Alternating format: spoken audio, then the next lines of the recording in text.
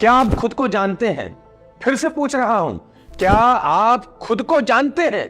मजे की बात यह है कि आप बहुत कुछ जानते हैं। अगर अभी किसी टॉपिक पर आपसे बहस करने कोई लग जाए तो देखना साला तुम कमर कस के बैठ जाओगे, दुनिया जहां का ज्ञान फेल दोगे। आईपीएल में आरसीबी क्यों नहीं जीत रही, अगर आपसे पूछूं तो 4-5 रीजन तो आप ही बता दो। लेकिन सिर्फ आज आपसे इतना ही पूछ रहा हूं, क्या खुद को जानते हो? कभी खुद को पहचाना है? अब भी कहोगे हाँ हाँ क्यों नहीं, खूब जानता हूं, खूब। मेरा नाम पिंकू है, पिता का नाम सुरेश है, मैं यहां काम करता हूं, इतना पैसा कमाता हूं, मैंने दुनिया देखी है। दोस्त, आप सब कुछ जान सकते हो, मगर कड़वी सच्चाई आज मुझसे सुन लो, तुम खुद को कच्चे कायदे जितना भी नहीं जानते, क्योंकि खुद को जानना दुनिया को जानने से भी मुश्किल है। जिगर मुरादाबादी का एक शेर है, उनसे मिलने को तो क्या कहिए जिगर, खुद से मिलने को जमाना चाहिए।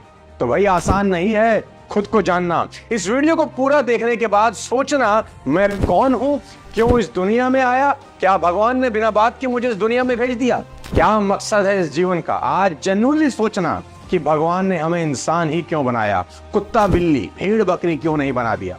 मेरा विश्वास है कि भगवान हर इंसान को किसी ना किसी काम के लिए ही धरती पर भेजते हैं। तो आपको भी यूं तो नहीं भेजा होगा कि जा संसार में जा, रो पिट, दूसरों को गालियां दे, दूसरों की बुराई कर, दूसरों को दोष दे, निठल्ला बैठ, आवारागर्दी कर, टाइम खराब कर और अपनी उम्र पूरी करके आ जा, मैंने तेरे लिए स्वर्ग के दरवाजे खोल रखे हैं। नहीं ना, हम भूल जाते हैं ईश्वर के अवतार भी बिना मकसद नहीं होते। ईश्वर के अवतार लेने का भी एक मोटिव है। राम ने अवतार लिया तो लक्ष्य था, कृष्ण ने अवतार लिया तो लक्ष्य था, अब्दुल कलाम आए, गांधी आए, बाबा अंबेडकर आए, हर कोई किसी ना किसी ऑब्जेक्टिव को लेकर आया। तो आपको भी तो किसी ऑब्जेक्टिव को लेकर ही भेजा होगा। क्या फर्क है आप में और इन महान लोगों में? इन लोगों ने अपने पैदा होने का ऑब्जेक्टिव जान लिया और आपको जानना बाकी है, बाकी कोई फर्क नहीं। जिस दिन ये छोटी सी बात समझने लायक आप हो जाते हैं ना, उसी दिन आपका जीवन बदल जाता है। याद रखना, जिसने खुद को पहचान लिया उसने ईश्वर को पा लिया। साथियों, सभी यूट्यूब पर वीडियोस देख रहे हैं, धीरू भाई अंबानी बनने की वीडियो, बिल गेट्स बनने की वीडियो, हेनरी फोर्ड बनने की वीडियो। ये कोई नहीं जानना चाहता कि उस मकाम पर पहुंचने के लिए उन्होंने कितनी ऐसी की तैसी करवाई।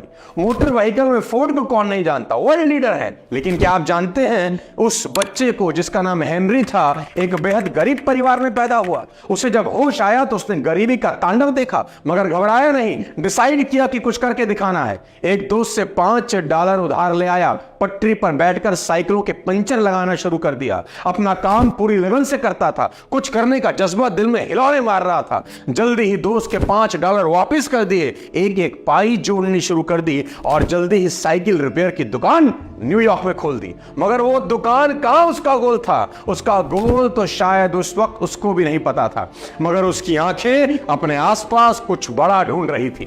उसी वक्त सड़कों पर नई कार उतर रही थी। फोर्ड का ध्यान वहीं गया, उसने नई पुरानी कारों को खरीदने और बेचने का काम शुरू कर दिया। साथ साथ उसने वर्कशॉप खोल दी। एक सपना अंदर ही अंदर कब आकार ले गया उसे पता ही नहीं चला। अपनी ही मोटर बनाऊंगा, यह ख्याल 24 घंटे उसके दिमाग में घूम रहा था। यह सपना उसे साकार करना था और सपनों को साकार करना उसको आता था। पुरानी कारों की खरीद फरोख्त से प्रॉफिट हुआ। उसकी इच्छा थी कि ऐसी गाड़ी बनाऊं जो इकोनॉमिकल हो, क्योंकि उस वक्त गाड़ियां बहुत महंगी होती थी। और आखिरकार 1903 में फोर्ड ने अमेरिका के डेट्रॉइट शहर में फोर्ड मोटर कंपनी की फाउंडेशन रख दी। 1909 में फोर्ड ने अपनी पहली टी कार मार्केट में उतार दी। कार छोटी और सस्ती थी, कीमत 13,865 रुपए। उसके बाद फोर्ड ने फिर पीछे मुड़कर कभी नहीं देखा। उस हेनरी फोर्ड ने अपनी कीमत जानी और फुटपाथ से उठकर अरबों डॉलर का बिजनेस खड़ा कर दिया।